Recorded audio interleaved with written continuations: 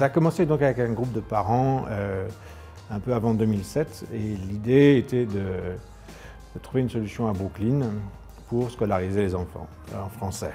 Les familles avaient peur que l'enfant finisse par perdre son français, se noie dans l'anglais, et ce sentiment, cette peur finalement est devenue une motivation pour créer des solutions dans les écoles publiques, gratuitement. Et ça, c'est quelque chose d'important à comprendre. C'est Brooklyn, ce sont des quartiers moins riches, ce sont des familles, certaines sont expatriées, d'autres sont ici de façon permanente, mais on n'est pas dans la gamme des PDG, on est dans la gamme des enseignants, la gamme des artistes, des cuistots, voilà. Donc on est dans une classe moyenne qui cherchait des solutions pour maintenir le français à la maison, mais aussi créer un contexte où les enfants pourraient se faire des petits copains et parler en français. C'est une communauté finalement comme on l'entend ici. Dans cette école précise, ici on est à PA 58, à Carroll Gardens, un quartier sympa de Brooklyn. Les mamans se sont organisées, elles sont venues ensuite taper à la porte de la directrice, qui se trouve être une Américaine née en France, qui elle-même est venue ici quand elle avait 5 ans.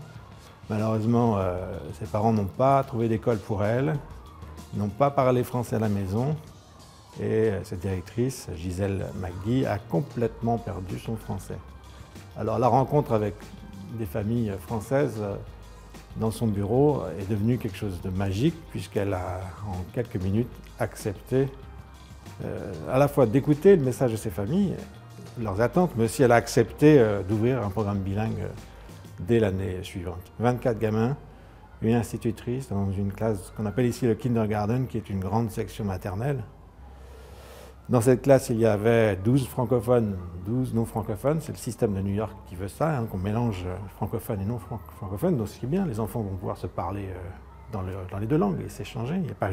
C'est pas juste la maîtresse qui détient les deux langues, ce sont les gamins qui vont se l'échanger. Et ça a tout de suite très bien marché.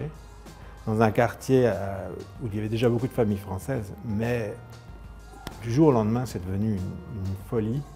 Tout le monde venait s'installer dans le quartier pour avoir ses chances de rentrer dans l'école. L'année suivante, on a donc ouvert deux classes supplémentaires. Une autre école est venue s'ajouter dans la course. D'autres parents se sont dit, tiens, si c'est possible à Brooklyn, ça sera peut-être possible à Harlem, ça sera peut-être possible dans le Bronx, ça sera peut-être possible dans le Queens.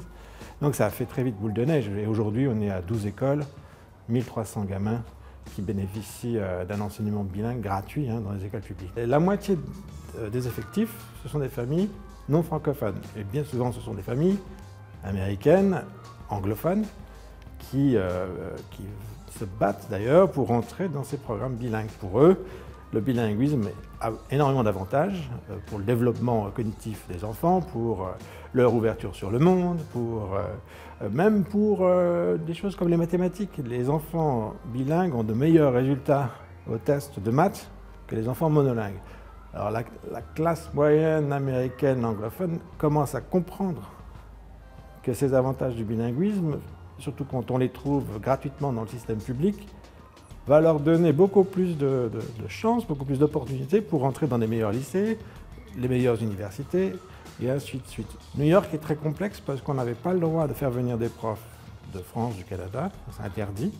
Il fallait ensuite que chaque prof obtienne la certification de l'État de New York et pas une autre. Et il fallait que la personne elle sache déjà parler très bien français et anglais, puisqu'on enseignera dans les deux langues, mais aussi qu'elle ait sa carte verte ou son passeport américain. Donc les chances de trouver quelqu'un, c'est juste impossible.